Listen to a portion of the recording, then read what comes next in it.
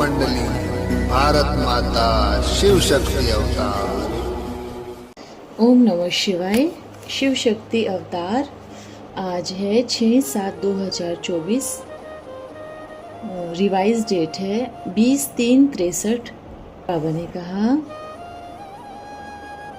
प्यारे बच्चे, सभी से बड़े ते बड़ा झूठ है ईश्वर को सर्वव्यापी कहना। मनुष्य जो भी सुनते हैं सब है झूठ। मैं जो तुमको सुनाता हूँ वो सत्य है। मैं तुम्हें सत्यनारायण की कथा, तीजरी की कथा अथवा अमर कथा सुनाता हूँ। आज गीत है छोड़ भी दे आकाश सिंहासन। ओम नमः शिवाय। भगवानुवाच। भगवान बैठ सन्मुख बच्चों को समझाते हैं। भगवान तो निराकार को कहते हैं। सारी दुनिया निराकार को ही भगवान कहेगी, क्योंकि जीव आत्माएं तो मनुष्य सृष्टि में हैं। सूक्ष्मतन में भी जीव आत्माएं हैं। ब्रह्मा विष्णु शंकर को भी सूक्ष्म शरीर है ना। बाकी महिमा एक ही परम पिता परमात्मा की है। उनको बुलाते जरूर है, उनके आने का भी समय है। गीत भी बताते हैं कि जब दुनिया बहुत दुखी पतित होती है और फिर रावण का राज खत्म होने पर होता है और राम राज्य स्थापन होने का है, तब वो आवेगा। और एक ही बार आते हैं, आकर स्वर्ग की राजाई बनाते हैं। जैसे देखो बड़े बड़े डैम्स अथवा ब्रिज बनाते हैं, उनका भी फाउंडेशन बड़े बड़े आदमी आकर डालते हैं। और जब वो तैयार हो जाते हैं, मशीन आदि लग जाती है, तो भी बड़े आदमी आकर टेप काट कर उसका उद्घाटन करते हैं।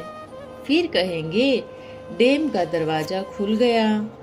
वैसे ही ये बेहद का बाप भी कहते हैं, मुझे आकर स्वर्ग का फाउंडेशन लगाना पड़ता है।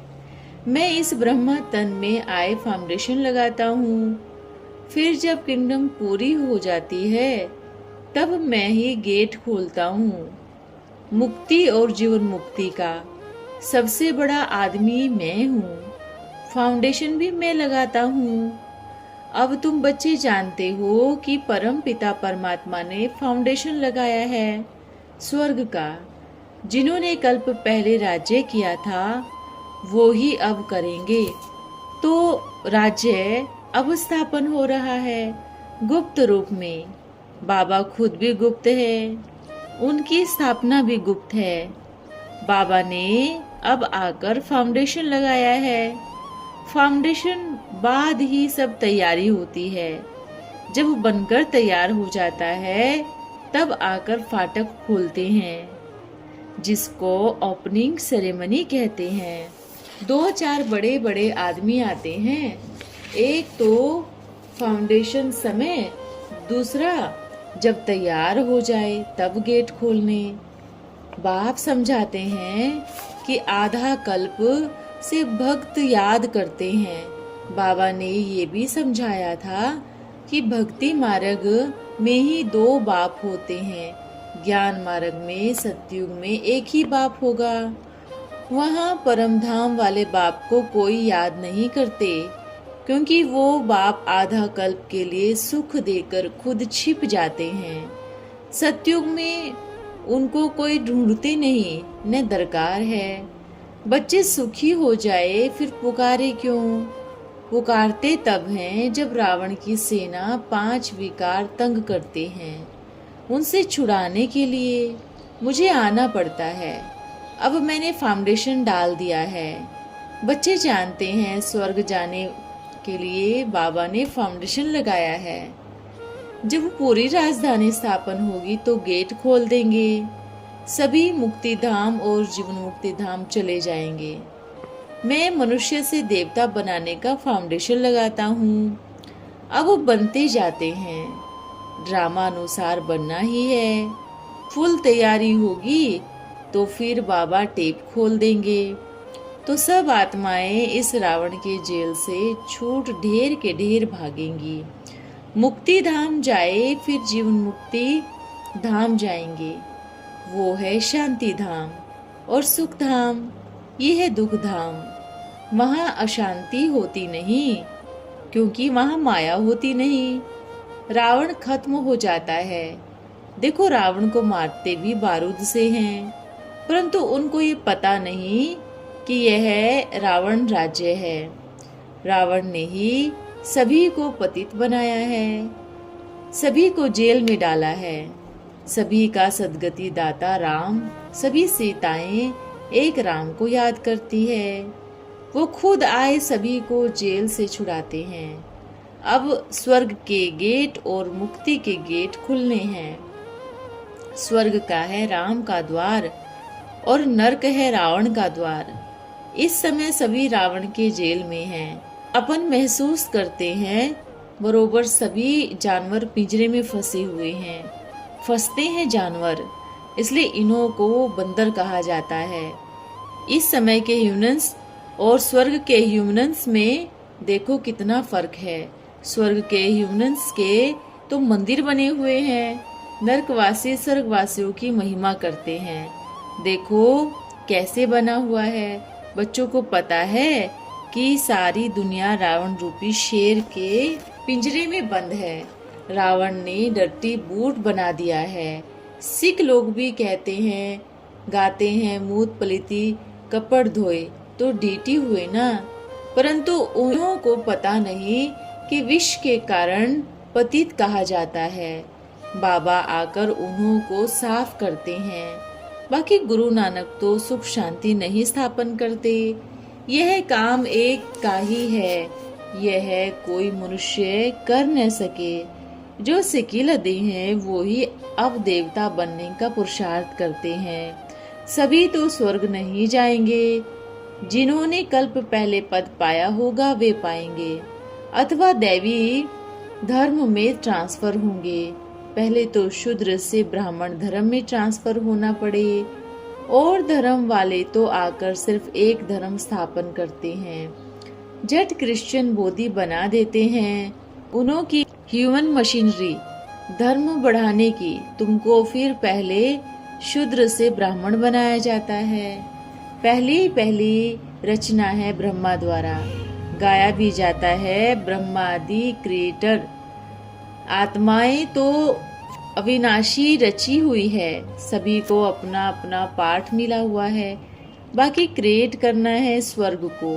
गीता है स्वर्ग स्थापन करने वाला मुख्य शास्त्र। भगवान ने आकर जब स्वर्ग का देवता धर्म की स्थापना की, वो ही अब फाउंडेशन लगा रहे हैं। फिर गेट्स खुलने हैं। महाभारत लड़ाई सामने है। सभी आत्मा वापिस अपने शांति धाम स्वीट होम भागती है। हमारी बुद्धि में सुख धाम टपक रहा है। उठते बैठते हम उनका वर्णन कर रहे हैं। जिसकी बुद्धि में चलता ही नहीं वो क्या वर्णन करेगा। तो बाप पहले शूद्र से ब्राह्मण बनाते हैं। सुख घनेरे तो स्वर्ग में मिलने हैं, उनके लिए अब हम पुरुषार्थ करते हैं। जो जैसा पुरुषार्थ करता है वो बाप और अनन्य बच्चे देख रहे हैं। बाप कहते हैं मम्मा बाबा को फॉलो करो। सदैव माँ बाप ही तो राज्य नहीं करेंगे ना, जरूर नंबरवार बच्चे भी तो राज्य करेंगे। बच्चे गद्दी पर बैठेंगे तो फिर माँ बाप सेकंड नंबर में आ जाएंगे। ऐसे नंबरवार माला फिरती है। 1 नंबर फिर नीचे आएंगे ना, ऐसे 1 2 पर विजय पानी है।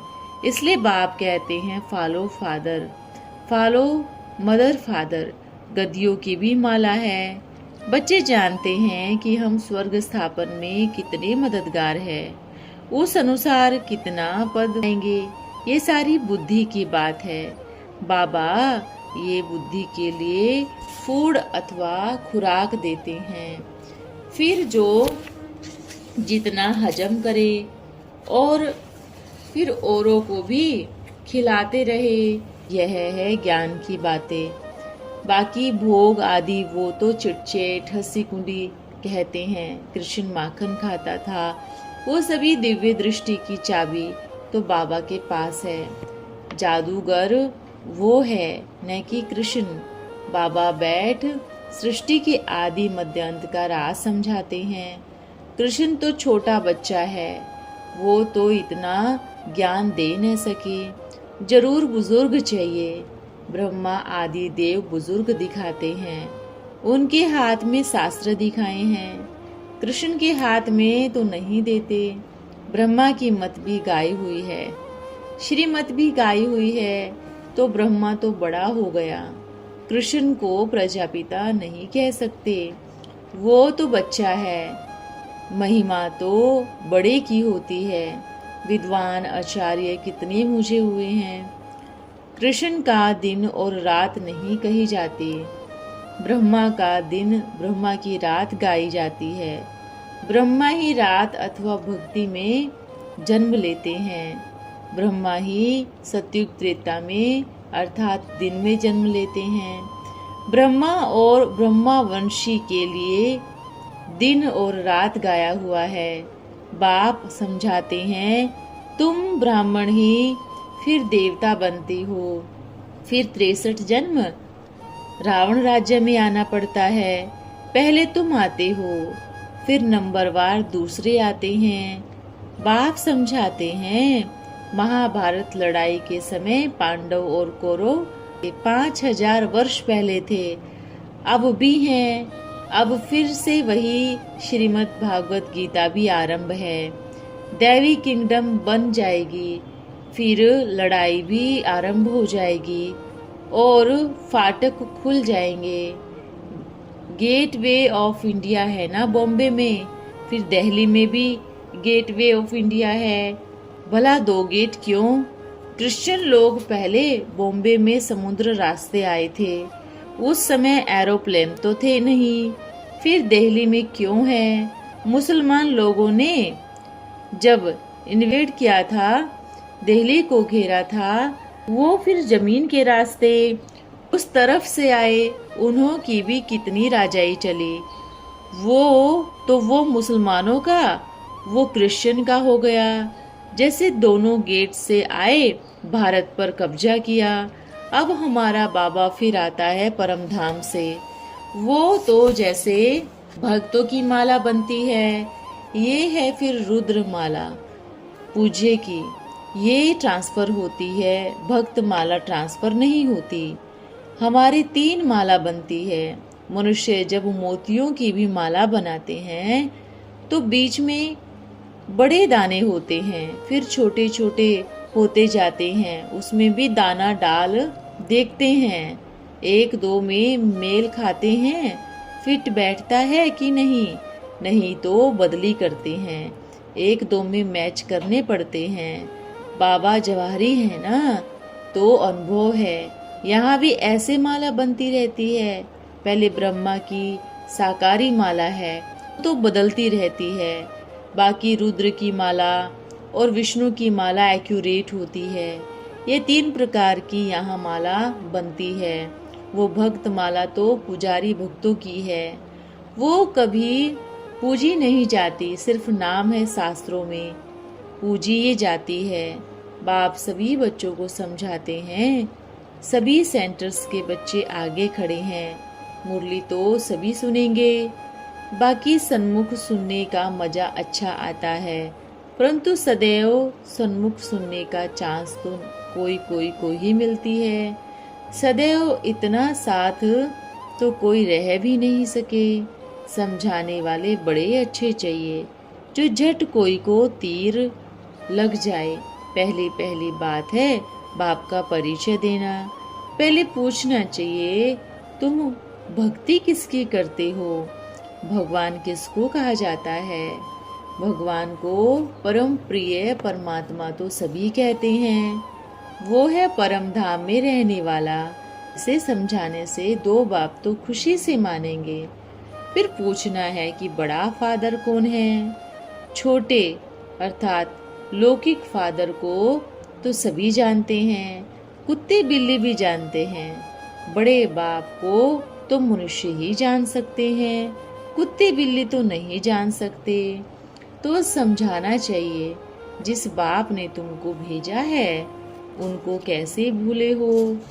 वो तो स्वर्ग का क्रिएटर है, उस बेहद के बाप को क्यों भूले हो? अब हम आपको रास्ता बताते हैं। बीती सो बीती, देखो उस बाप को याद करो। लौकिक बाप को याद करते करते पारलौकिक बाप को भूल गए हो। अब बाप ने तुम बच्चों को समझाया है कि कैसे किसी को समझाओ। सन्यासी तो कह न सके कि तुम्हारे 2 बाप हैं, वो तो अपने को ही बाप कह देते हैं। तुम समझाती हो। जिस बाप को भूले हो वो बाप बेहद का वर्षा बच्चों को देने आए हैं। वो है पारलौकिक बाप। अब वो आए हैं और कहते हैं, मेरे मीठे मीठे लाडले सिकी लदे बच्चे, मुझे याद करो। ये याद बुद्धि में रहती है। याद नहीं रहती तो किसी को बता भी नहीं सकते, न वो खुशी रहती है। बहुत विकर्म भी होते हैं। बाप को याद करने से कभी विकर्म नहीं होंगे। एक तो वो बाप है, दूसरा वो फिर धर्मराज भी है। बाबा ने कहा, देवी कुल में बदनामी भी होती है। जैसे कोई जेल में जाता है तो बदनामी होती है ना, चेहरा ही फीका पड़ जाता है। यहाँ की बदनामी तो जन्म जन्मांतर कल्प कल्पांतर के लिए काला दाग लगा देती है। इसलिए ऐसी भूल कभी भी नहीं करनी चाहिए। अच्छा बच्चों को गुड मॉर्निंग। हम बच्चों की तरफ से प्यारे बाबा को गुड मॉर्निंग, नमस्ते, ओम नमः शिवाय। आज का वरदान है, समीप रत्न भव। अपने को समीप रत्न समझती हो? समीप रत्नों की निशानी किससे मालूम पड़ेगी? समानता से। बाप दादा के संस्कारों की समानता से समीपता का मालूम पड़ता है। तो समानता समीपता की निशानी है। जैसे बाप दादा श्रेष्ठ है, वैसे अपने में भी श्रेष्ठता का अनुभव करती हो। श्रेष्ठता लाने के लिए मुख्य गुण कौन सा है? जितनी स्पष्टता होती है उतनी श्रेष्ठता आती है। जो स्पष्ट होता है वही सरल और श्रेष्ठ होता है। तो स्पष्टता श्रेष्ठता के नज़दीक है, और जितनी स्पष्टता होती है उतनी सफलता भी होती है, और सफलता फिर उतनी समीपता में भी लाती है। अच्छा, ओम नमो शिवाय। ओम मंडली, भारत माता शिव शक्ति अवतार।